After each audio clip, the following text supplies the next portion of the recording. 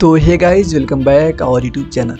आज का चैप्टर है हमारा क्लास 11th का पहला चैप्टर, द लिविंग वर्ड। तो इसमें सबसे इम्पोर्टेंट बताने वाली जो बातें मैं पहले बता देता हूँ, क्योंकि बीच में टाइम पास नहीं होगा आपका। तो पहले जो मैं बता दूँ कि आपको एनसीईआरटी की जो लाइन, कैसे हमको एनसीईआरटी पढ़ना है, कैसे हमको एनसीईआरटी याद होगी ना, पूरा उस पर मैंने मेहनत किया है। क्योंकि एनसीईआरटी को लाइन बाय लाइन पढ़ लेना, फिर क्वेश्चन ना बनना, यह भी मतलब थोड़ा सा दिक्कत होगी।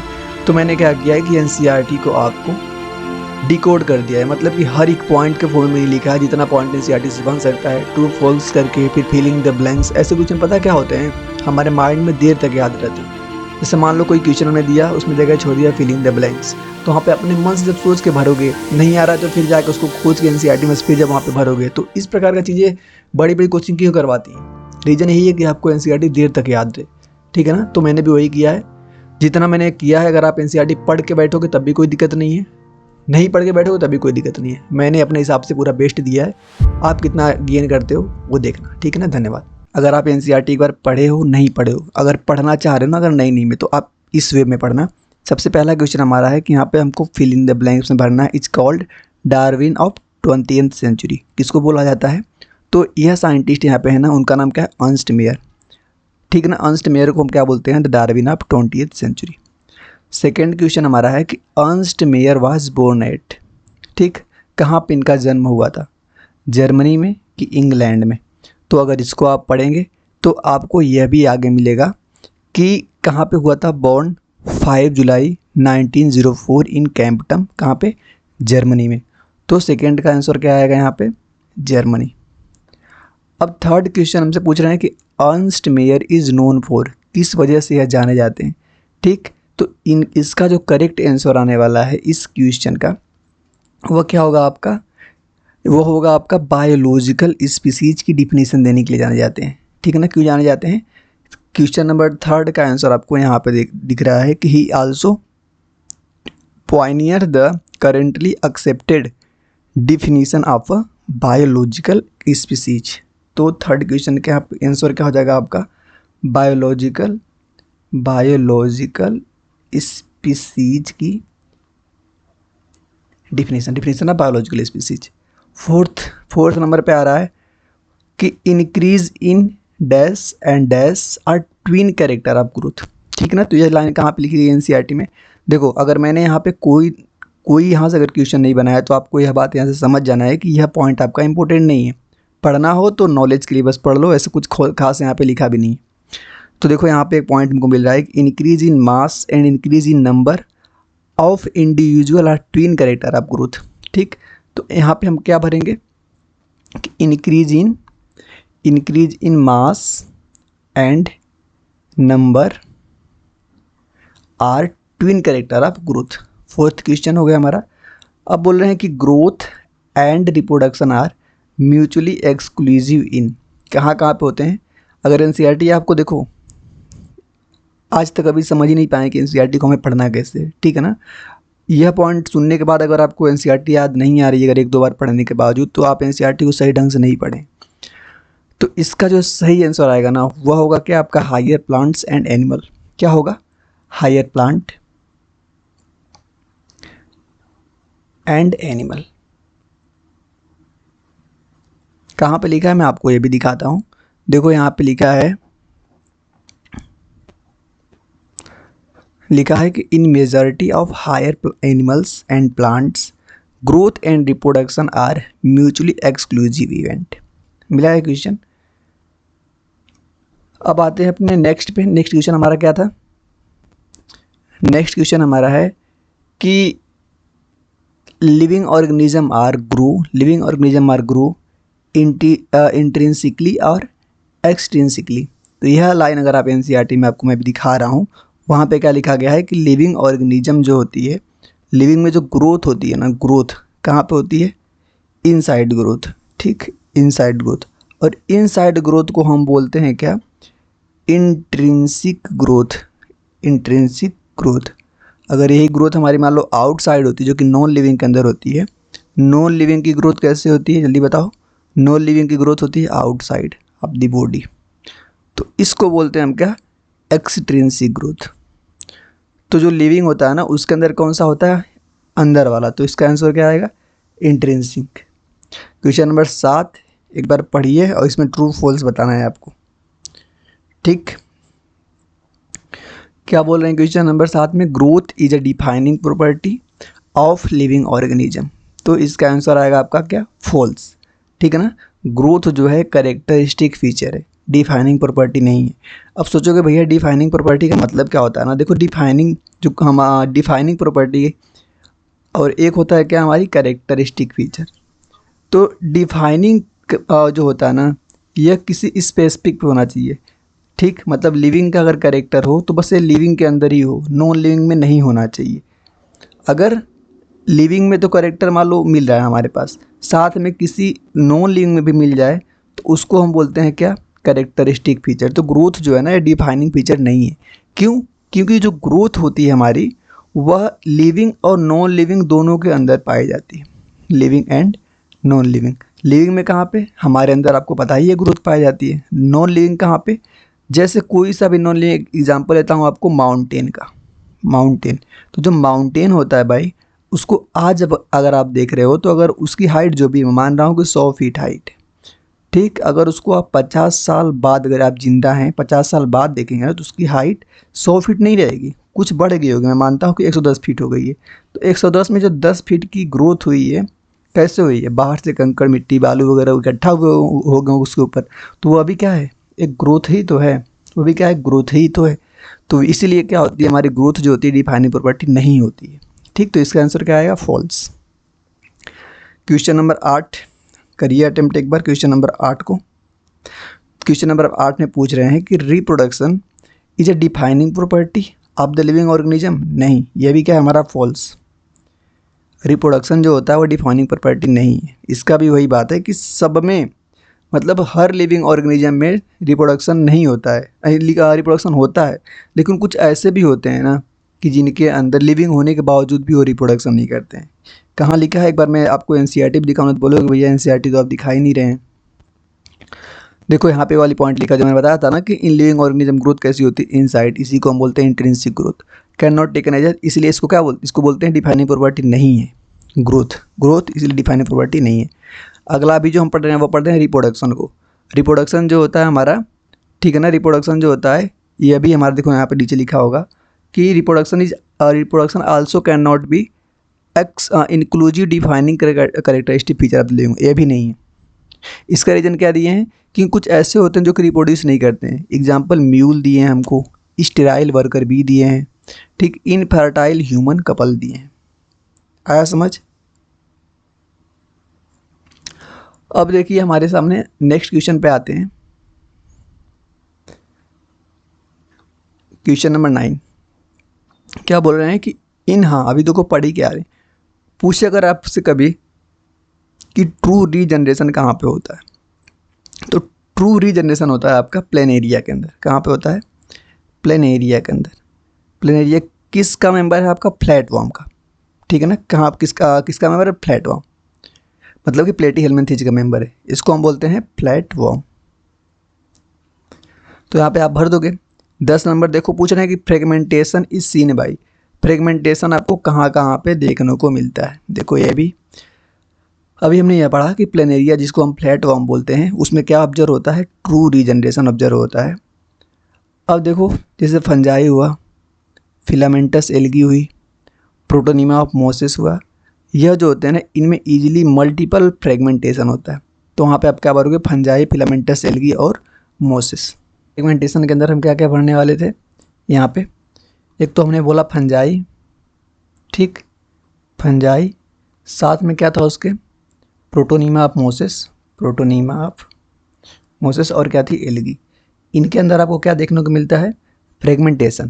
क्वेश्चन नंबर 11 में पूछ रहे हैं हमसे क्या कि in dash growth is synonymous with reproduction, ठीक है ना। तो यहाँ पे आपको सोचना क्या है भाई? सिंपल ही है कि अगर मान लो कोई हमारे सामने यूनिसेलुलर ऑर्गेनिज्म है ना, तो यूनिसेलुलर जो होती है हमारी, उसमें जो ग्रोथ होती है ना वो साइनोनाइमस होती है किसकी? रिप्रोडक्शन की। तो यहाँ पे क्या भरोगे? यूनिसेलुलर। क्वेश्चन नंबर 12 की बात करते हैं। डोंट रिप्रोड्यूस, अभी पीछे पढ़ के आया हो, क्या क्या था? स्टेराइल, ठीक, ह्यूमन बीइंग, म्यूल था, ठीक, और क्या था, वर्कर बी। तो यहाँ पे लिख लो आप म्यूल और वर्कर बी, और क्या था, इनफर्टाइल कपल, था इनफर्टाइल कपल। बात करते हैं क्वेश्चन नंबर 13 की। डिफाइन करना है हमको किसको, मेटाबॉलिज्म को डिफाइन करना है। तो इसको तो कोई बता देगा, मेटाबॉलिज्म जो होता है उसको हम कैसे डिफाइन करते हैं, sum total of all chemical reaction in our body, sum total of all chemical reaction in our body. बात करते हैं question number 14। An isolated metabolic reactions outside the body perform in the test tube is non living. जल्दी बताओ, question number 14 में पूछ रहे हैं कि an isolated metabolism reaction outside of the body करवा रहे हैं, ठीक है ना। तो बोल रहे हैं कि नॉन लिविंग, भाई नॉन लिविंग ही ये वाला हमारा स्टेटमेंट ट्रू है। लेकिन अगर यहाँ पे लिविंग करके आपसे क्वेश्चन घुमा सकते हैं, अगर यहाँ पे लिविंग कर देंगे क्वेश्चन घूम जाएगा। अगर कोई इस वाले पार्ट को आपको दिखाएंगे क्योंकि थोड़ा सा इंपॉर्टेंट है ये वाला, ठीक है ना, इसको दिखाना पड़ेगा। यहाँ से आपके इस वाले सेक्शन जो मैं यहाँ पे हाईलाइट कर रहा हूँ ना, यहाँ से देखो बहुत सारे क्वेश्चन बनाए जा सकते हैं। यहाँ से आपके बहुत सारे क्वेश्चन बनाए जा सकते हैं इस वाले सेक्शन से। तो इसको ध्यान से एक बार देख लेना आप। सबसे पहले बोल रहे हैं कि sum total of all chemical reaction occurring in our body, इसको मेटाबॉलिज्म डिफिनीशन हो गई। फिर बोल रहे हैं कि नो नॉन लिविंग ऑब्जेक्ट, कोई सी भी ऐसी नॉन लिविंग ऑब्जेक्ट हो वह क्या कर सकती है, मेटाबॉलिज्म कभी एग्जिस्ट नहीं कर सकती। Metabolic reaction can be demonstrated outside the body, इसको हम आउटसाइड ऑफ द बॉडी भी करवा सकते हैं।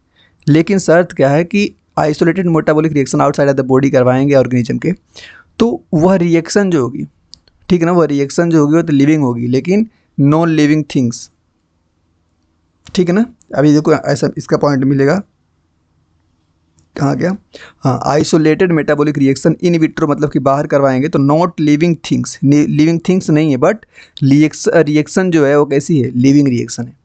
यह पॉइंट बहुत इंपॉर्टेंट और बहुत कंफ्यूज भी करता है, इसको आप समझ लीजिए। ये बोल रहे हैं ना कि कोई सी भी मेटाबॉलिक रिएक्शन हम इन विट्रो कंडीशन में करवा रहे हैं तो वह जो रिएक्शन हमारी हो रही है ना वो तो लिविंग रिएक्शन है, लेकिन हम किसी लिविंग के अंदर थोड़ी करवा रहे हैं। तो वह जो करवा रहे हो कहाँ पे, नॉट लिविंग थिंग्स, ठीक है ना, लिविंग थिंग्स के अंदर नहीं करवा रहे हैं, इसलिए नोट लगा दिए हैं। लेकिन रिएक्शन जो है जो हम लिविंग के अंदर जो रिएक्शन चलती है सेम रिएक्शन को भी हम बाहर परफॉर्म करवा सकते हैं, ठीक। अब आगे पढ़ेंगे हम सेलुलर ऑर्गेनाइजेशन को, इसके ऊपर देखते हैं कैसा क्वेश्चन है। कितना क्वेश्चन हम कर चुके हैं,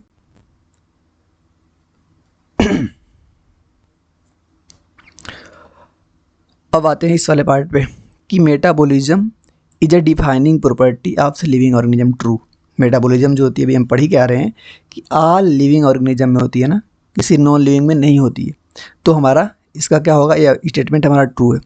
नेक्स्ट, आइसोलेटेड मेटाबॉलिक रिएक्शन और non living things, isolated metabolic reaction जो होती है हमारी नॉट लिविंग थिंग्स मतलब नॉन लिविंग थिंग्स, यह तो ट्रू लग रहा है। 16 का क्या होगा, ट्रू। अभी देखो स्टेटमेंट पढ़ने से ही हो गया। Cellular organization is defining property of the living organism, जी बिल्कुल, ये भी स्टेटमेंट क्या है हमारा, ट्रू है। अब बात करते हैं tell all the defining feature in a living organism. कितने हमारे डिफाइनिंग फीचर अभी तक हमने पढ़ा, सबसे पहला सेलुलर ऑर्गेनाइजेशन को, मेटाबॉलिज्म और कॉन्शियसनेस, यही तीन हमारे कैसे होते हैं, डिफाइनिंग प्रॉपर्टी होते हैं, ध्यान देना इसको, cellular organisation, metabolism and consciousness. अगला पॉइंट जो कि देखो जो ब्लैक कलर से होगा ना वो PYQs होंगे नीट के। तो क्वेश्चन नंबर 19 देखो, most obvious and technically complicated feature of the living organism, कौन सा भाई होता है most obvious and the technically complicated feature of the living organism. तो 19 का जो आपका सही आंसर आने वाला है, एक बार आप थोड़ा सा सोच के और NCERT को देखना है तो देख के आप उसको बताने का प्रयास कीजिए, ठीक है ना। तो 19 में यहाँ पे होगा ना मेटाबॉलिज्म कॉन्शियसनेस, सॉरी यहाँ पे क्या भरोगे, कॉन्शियसनेस, इसका आंसर आएगा कॉन्शियसनेस, भरते जाना। वैसे मैं इसकी जो आंसर शीट होगी ना उसको मैं अपने टेलीग्राम चैनल पे अपलोड कर दूंगा। कैसे ज्वाइन करना है, आप डिस्क्रिप्शन बॉक्स में जाओ, टेलीग्राम वहाँ पे मैंने लिंक दिया है। सेम यह PDF, ठीक है, टाइपिंग फॉर्म में भी वहाँ पे अपलोड कर दूंगा मैं, और इसका जो आंसर होगा वो भी अपलोड कर दूंगा। और अगर जिसको ऐसे NCERT के साथ कॉम्बिनेशन में चाहिए तो यह PDF भी मैं अपने टेलीग्राम पे अपलोड कर दूंगा। और आपको ऐसे सेशन अगर चाहिए या नहीं चाहिए मुझे तो नहीं पता, क्योंकि मुझे जहाँ तक पता है कि ऐसे सेशन यूट्यूब पे नहीं है, क्योंकि हमें एनसीईआरटी लाइन लाइन रटवाना थोड़ी होता है भैया, क्वेश्चन कैसे आते हैं, कहाँ से आते हैं, और हमको एनसीईआरटी लर्न कैसे करना है, हमको देर तक याद कैसे रहेगी, वह ज़्यादा इंपॉर्टेंट है, ठीक है ना। तो अगर हम ऐसे क्वेश्चन के फॉर्म में एनसीईआरटी को अगर याद करें ना तो बहुत देर तक याद रहेगी। तो ऐसे ही पढ़ने का आप प्रयास करिए। बात करते हैं क्वेश्चन नंबर 20। क्या बोल रहे हैं कि photo period affects reproduction in animal, बोल रहे हैं बस एनिमल में, तो यह स्टेटमेंट फॉल्स है, ठीक ना। ये स्टेटमेंट आपका फॉल्स है। क्यों फॉल्स है, दिखाता हूँ। कि जो फोटो पीरियड इफेक्ट होता है ना, जो फोटो पीरियड इफेक्ट होता है, यहाँ पे देखो लिखा है photo period affects reproduction is a seasonal period, ठीक है, लेकिन कहाँ पे होता है, बोथ प्लांट एंड एनिमल, दोनों के अंदर होता है, प्लांट और एनिमल दोनों में होता है। तो इसका क्या आ जाएगा आपका, फॉल्स। बात करते हैं question number 21। Only organism which is aware of the himself because it have, जल्दी बताओ क्वेश्चन नंबर 21 में। तो यहाँ पे भरोगे कि ओनली ऑर्गेनिज्म, वो कौन ऑर्गेनिज्म है, एक ह्यूमन, ठीक है ना। ह्यूमन वो क्या करता है, सेल्फ से अवेयरनेस है, इसलिए इसके अंदर क्या पाया जाता है, सेल्फ कॉन्शियसनेस पाया जाता है। क्या पाया जाता है, सेल्फ कॉन्शियसनेस। नेक्स्ट स्टेटमेंट देखो यहाँ पे question number 22। Property of tissue are present in constituents of cell, true है कि फॉल्स है, जल्दी बताओ। क्वेश्चन नंबर 22 का जल्दी बताओ। इसका जो सही आंसर आएगा ये ट्रू है, ठीक है ना, ये आपका ट्रू है। अच्छा कहो तो एक बार एनसीईआरटी में इसको दिखाऊँ आपको, कहाँ पर लिखा है, बढ़िया पॉइंट है इसलिए इसको दिखाना ही पड़ेगा। ये लिखा आपका यहाँ पे, इसको देखो। In higher plants, you will be know that all living phenomena due to the underlying interaction. Property of tissue are not present in the constituents of cell, but arise as a result of the interaction among the constituents. तो यह point यहाँ से है जितना, और हाँ ये मेरी ही एनसीईआरटी है, ठीक ना, ये मेरी एनसीईआरटी है, तो मैंने ऐसे इसको हाईलाइट ही किया है कि क्वेश्चन अगर बनेगा तो वहीं से बनेगा, इसके अगल बगल क्वेश्चन आ ही नहीं सकता, ठीक है ना। और पूरा मैंने रंगा नहीं है ताकि ऐसा भी नहीं पूरा रंग दिए और बोल रहे हो कि फिर बचा ही क्या, ऐसा सिस्टम नहीं है, एक बार देख लेना। अब आते हैं हम अगले क्वेश्चन पे अपने। क्वेश्चन हमारा कौन सा है भैया, यह प्रॉपर्टी ऑफ टिश्यू, इसको कर लिए, कैसा हमारा true. Property of tissue arise due to, जल्दी बताओ क्वेश्चन नंबर 23 का। इसका जो आंसर आएगा इस क्वेश्चन का, उसको मैं लिखता हूँ, वह होगा आपका interaction among the molecular components.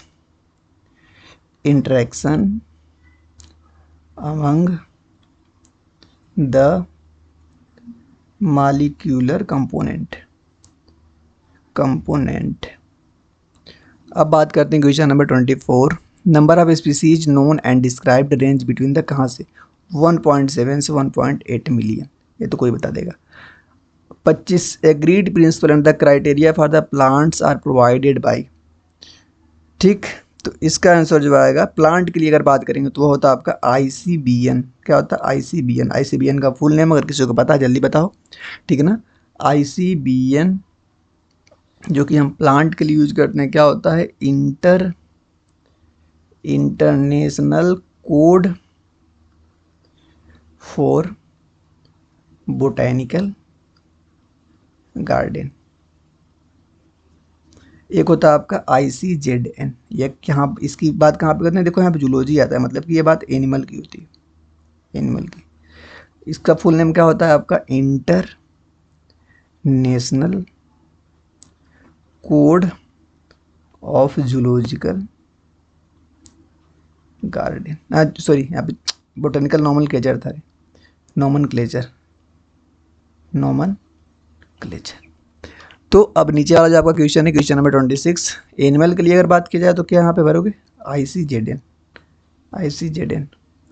बात करें 27, फाउंडर ऑफ द टेक्सोनॉमी, जल्दी बताओ फाउंडर ऑफ टेक्सोनॉमी कौन थे, एरिस्टोटल।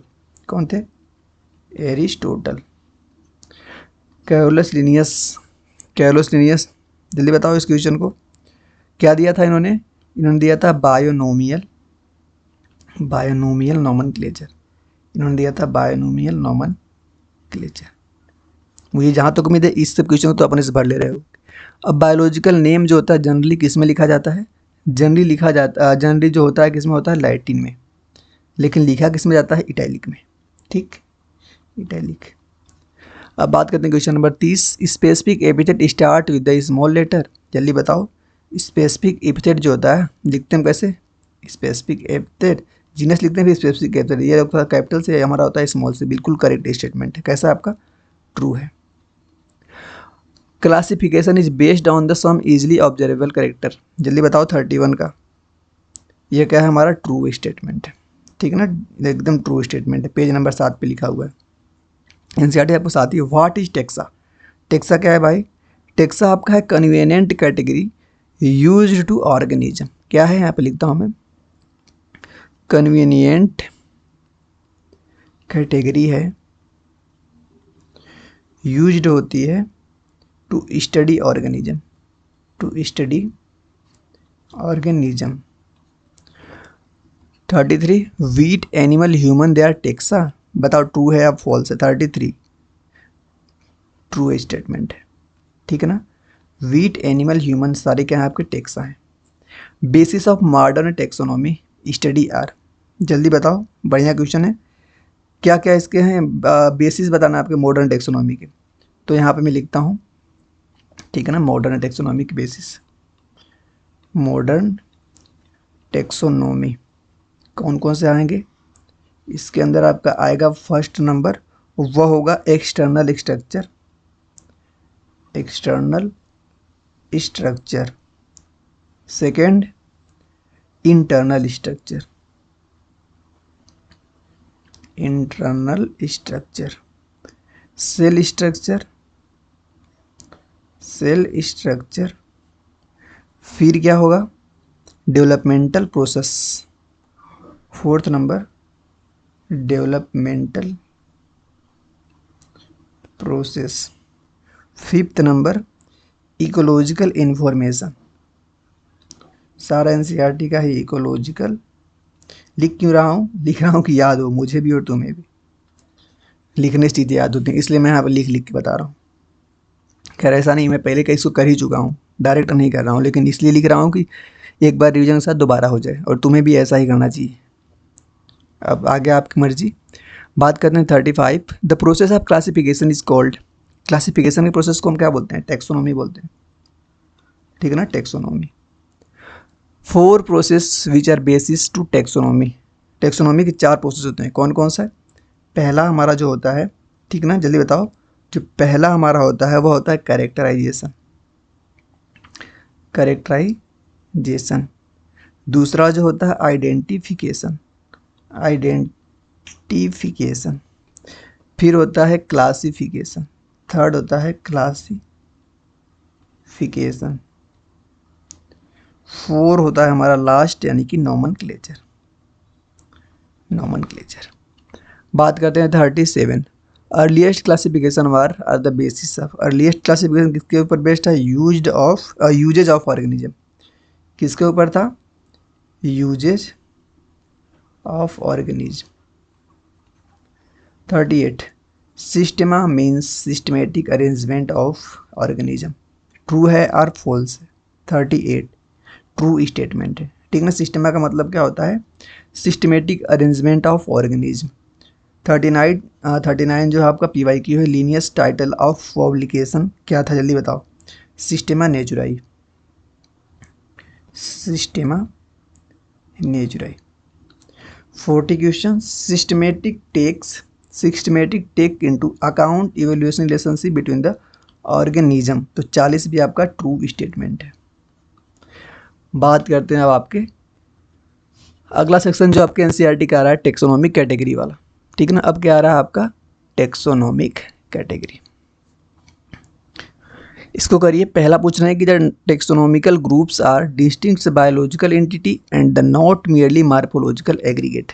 ये भी एनसीईआरटी की डीप लाइन है, ज़बरदस्त लाइन है।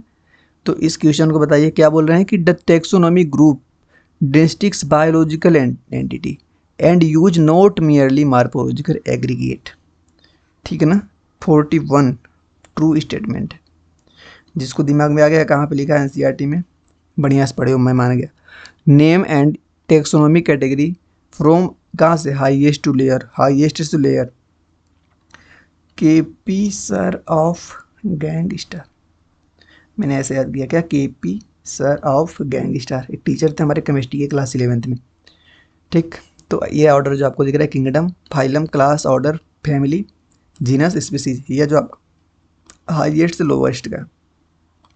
सोलेनम जीनस इंक्लूड्स विच 3 स्पीसीज, कौन कौन से होते हैं सोलेनम में? एक होता है नाइग्रम, ठीक लिखते जाना, मैं यहाँ पे लिखूंगा नहीं, नाइग्रम, ठीक है ना। फिर होता है आपका मेलोंजीना, फिर होता है ट्यूबरोसम। तीन हमने बोला, फिर से बोलता हूँ, Solanum, melongena, tuberosum. 44 Panthera includes 3 species, Panthera कौन कौन सा होता है? लियो, पार्डस, ठीक है ना, टाइग्रिस, लियो पार्डस टाइग्रिस, दिखना है यहाँ पे। 45 पोटैटो का स्पेसिफिक नेम बताओ, पोटैटो का स्पेसिफिक नेम, वो होता है सोलेनम ट्यूबरोसम। क्या होता है? Solanum tuberosum. नेक्स्ट ब्रिंजल का बताओ, ब्रिंजल का होता है आपका सोलेनम मेलोंजिना। क्या होता है? सोलेनम मेलोंजिना। मकोए का बताओ, सोलेनम नाइग्रम। तीनों का मैंने बताया, सोलेनम ट्यूबरोसम हो गया आपका पोटैटो का, ब्रिंजल होगा सोलेनम मेलोंजिना, और हो गया मकोए का Solanum tuberosum. Felis genus included, Felis genus cats का, ठीक है ना, किसका है? कैट्स का। 49 family are characterised on the basis of, किसके ऊपर? वेजिटेटिव, ठीक है ना, बेसिस किस पे है? वेजिटेटिव एंड, ठीक है ना, and reproductive feature of plant species and the reproductive, जहाँ मैं डैश किया था, एक में भरेगा वेजिटेटिव, एक में भरेगा रिप्रोडक्टिव। 50 क्वेश्चन है। Family Solanaceae contain genera, Solanaceae family कौन सी जेनरा कंटेन करती है? जल्दी बताइए। वो होता है सोलेनम, ठीक है ना, सोलेनम, फिर होता है पेटूनिया, फिर एक धतूरा, धतूरा। फैमिली लियोपार्डिज फेलिडी, कौन सी फैमिली का है? फेलिडी फैमिली का। क्वेश्चन नंबर 52 क्या पूछ रहे हैं हमसे? Felidae content genus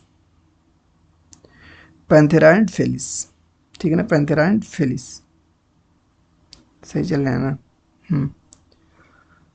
suffix of family in plants and animal, plant में देखो ACI आता है, ACI आता है, और एनिमल में क्या आता है आपका? ठीक है ना, DI। Suffix order is in plant में क्या लिखते हैं? एल्स, ऑर्डर की बात कर रहे हैं, ऑर्डर एल्स। 55 ऑर्डर पोलिमोनियल्स कॉन्टेन फैमिली, जल्दी बताओ। यहाँ पे भरोगे फैमिली कौन, किसकी बात करें? पॉलीमोनियल्स की ना। ये होता है कौन वेलवेसिया एंड, जल्दी बताओ, एंड सोलेनेसी, ठीक, एंड सोलेनेसी, यहाँ पे एंड के बाद यहाँ पे सोलेनेसी। बेसिस किस पे है? फ्लोरल, ठीक है ना, फ्लोरल करेक्टर पे। ये वाला क्वेश्चन थोड़ा सा बढ़िया है कि ऑर्डर ऑफ पॉलीमोनियल्स जो होता है वो फैमिली क्या है इसकी? कॉन्वेलेसी। एंड बेस किसके ऊपर है? बेस्ड है आपके सोलेनेसी के ऊपर। ऑन द करेक्टर, किस करेक्टर के ऊपर बेस्ड है?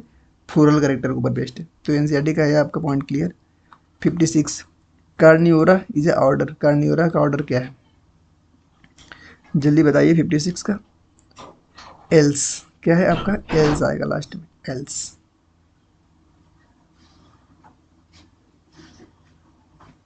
बात करते हैं 57।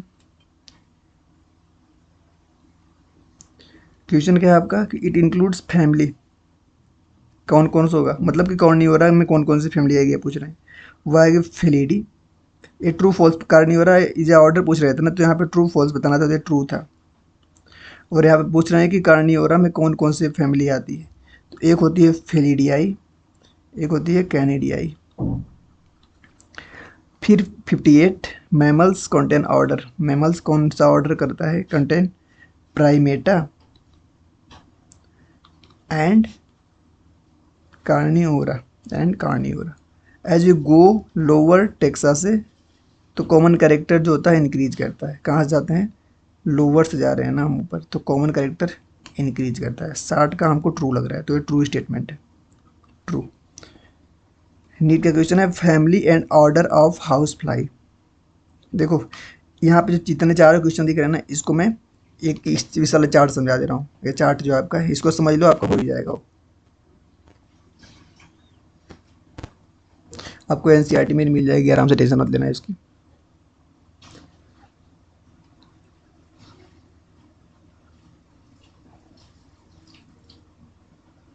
इस वाले चार्ट की बात कर रहा था मैं, ठीक है ना। जैसे कौन कौन यहाँ पे आ रहे हैं, देखो मैमल्स है, हाउस फ्लाई, मैंगो, वीट। सबसे पहले बायोलॉजिकल नेम इनका लिखा है, जीनस लिखा है, family, order, class and phylum and division. तो ये तो पता हो ना, डिवीजन हम प्लांट के लिए यूज करते हैं, फाइनल हम एनिमल के लिए यूज करते हैं। तो देखो ह्यूमन की बात करें तो इस पे ह्यूमन इसका नेम क्या होता है, बायोलॉजिकल होमोसेपियंस, हाउस फ्लाई का मस्का डोमेस्टिका, मैंगो का मैंगोफेरा इंडिका, वीट का होता है ट्राइटिकम एस्टिवम। जीनस बात करें Homo Musca Mangifera, Triticum Hominidae Muscidae, Anacardiaceae Poales. Primates का order Diptera, Sapindales, Poales. Class की बात करें मैमेलिया, इंसेक्ट, पोलीकोटलीडनस, मोनोकोटलीडनस, कोडेटा, ऑर्थोपोडा, दोनों कैसे हैं आपके एंजियोस्पर्म। देख लेना। इसके बाद का जो सेक्शन आ रहा है हमारा टेक्सोनॉमिकल ऐड, तो आपको जहाँ तक मुझे पता है कि यह से आपके सिलेबस से हट चुका है।